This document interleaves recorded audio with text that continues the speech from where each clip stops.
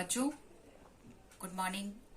मैंने आपको इसके पहले वाले वीडियो में बजट की मुख्य मदों के बारे में बताया था और उन मुख्य मदों में भोजन, वस्त्र, आवास और शिक्षा, स्वास्थ्य के बारे में बताया गया। अब उसके आगे की मदों के बारे में इस वाले वीडियो में आपको बताया जाएगा।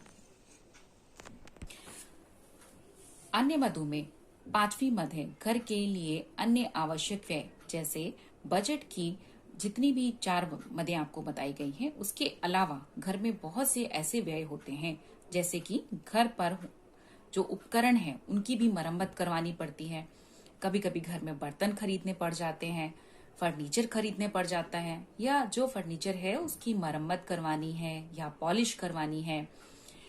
इनके अलावा कुछ खर्च ऐसे होते हैं जैसे घर में कपड़े हैं उनको प्रेस करवाना है तो धोबी की, मेहतर की, नाई की या चौकीदार की हमें व्यवस्था करनी पड़ती है। इन पर भी हमारा जो होने वाला व्यय है उसकी हमें मद को एक तरफ संरक्षित या सुरक्षित रखना होता है।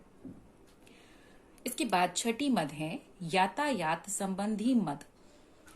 ये मद भी बहुत इम्पोर्टेंट है। यदि किसी परिवार में घर के 4 सदस्य हैं और सभी नौकरी करते हैं और उन्हें नियमित रूप से कहीं बाहर आना जाना पड़ रहा है, तो उस आने जाने में उनके अपने पास यातायात के कौन से साधन हैं। यदि उनके पास अपने साधन हैं, अपने वाहन हैं, तो उन वाहनों के लिए पेट्रोल या मरम्मत पर होने वाले खर्चे को व्यय करना।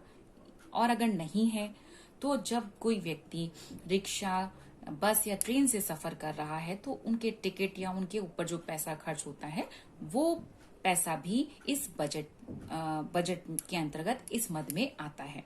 इसकी हम अवहेलना नहीं कर सकते। यदि हम वहां पहुंचेंगे ही नहीं तो हम खर्चे करने के लिए पैसे लाएंगे कहाँ से। जैसे कि कोई एक परिवार है, उसमें 2 बच्चे पढ़ाई करते हैं और घर के मुखिया को नौकरी करने के लिए बाहर जाना है। महिला हाउसवाइफ है, वो घर में रहती, कभी कभार सब्जी लेने जाना हो, तो इसमें जो रोज की मदें हैं उसमें परिवार के मुखिया को जहां पर नौकरी करने के लिए जाना है वहां तक के लिए अपने यातायात के व्यय की व्यवस्था करनी पड़ेगी।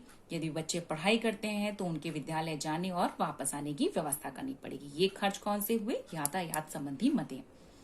अगली मद है व्यक्तिगत व्यय संबंधी मद। बजट की इस मद में परिवार के सदस्यों की अपनी व्यक्तिगत व्यय भी होती है। उन खर्चों को भी एक विशेष प्रकार की मद बनाकर उसमें शामिल किया जाता है। जैसे कि अगर हम एक एग्जाम्पल लें कि क्लब, रेस्तरां आदि में होने वाले व्यय के साथ साथ मनोरंजन पर होने वाले व्यय को भी हम इसमें शामिल करते हैं। जैसे कि कुछ व्यक्ति हैं, उनको चाय, कॉफी, पान, सिगरेट का बड़ा शौक होता है, वो उस पर काफी खर्च करते हैं, तो जो खर्च है वो यहाँ हम शामिल कर लेंगे। इसके अलावा कभी कभी परिवार मनोरंजन के लिए महीने भर में या 2 हफ्ते में एक बार कहीं बाहर जाना चाहता है या बाहर खाना खाना चाहता है, तो वो खर्च भी हम इसमें शामिल कर देंगे। इस प्रकार से व्यक्तिगत व्यय या व्यय संबंधी मदों के बारे में आपको पता चला। अगली मद है बचत संबंधी मद। अब ये 8 मदों में पहली 4 बहुत इंपॉर्टेंट, उसके बाद ये 8वीं मद भी बहुत इंपॉर्टेंट है। जैसा हम जानते हैं कि अगर हमें बजट बनाना हो तो बचत का बजट ही सबसे अच्छा या सर्वोत्तम बजट माना जाता है। अर्थात कि हमें उसमें एक मद ये जरूर बना के रखनी होती है कि वहां बचत होनी आवश्यक है। कितनी भी हो, थोड़ी हो रही है, ज्यादा हो रही है, बहुत ज्यादा हो रही है, लेकिन वो होनी आवश्यक है। इसके लिए कोई निश्चित नियम नहीं है, परंतु बजट में बचत का प्रावधान अनिवार्य रूप से होना जरूरी है।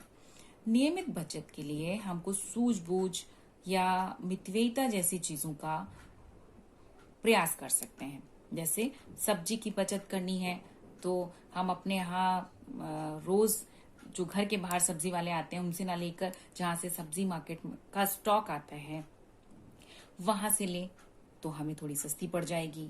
इसी तरीके से कोई ऐसी मद है जो कि हम छोटा छोटा फुटकर में खरीद रहे हैं, वहां फुटकर में सामान ना खरीद करके उसको हम ज्यादा अमाउंट में ले लें कि 2-3 महीने चले, वहां पर भी बचत है। तो जब हम इस तरीके की बचत देखते हैं तो उससे हमारे बजट में स्पेसिफिक प्रभाव पड़ते हैं कि हम उसमें से कुछ बचा लेंगे। अब आपने जितनी भी 8 मदें पढ़ी हैं उन सभी में हमें एक खास बात ध्यान रखनी होती है कि जितनी भी मदों को हमने पढ़ा है उसे जो गृहिणी है घर की, यानी मुखिया है जो उस वक्त जिसको कि वो आए हुए पैसे का खर्च करना है, उसे भी कुछ बातें ध्यान रखनी होती है कि वो इन सभी मदों में से एकदम आवश्यक रूप से कौन सी मद आई है जिस पे खर्च करना है, उसके लिए उसे पैसे निकालने हैं और उसे बजट में सही स्थान देना है। ठीक है बच्चों, आज के लिए इतना ही। अब इसके बाद अगली बार वाले में मैं आपको बताऊंगी पारिवारिक बजट बनाने के लाभ।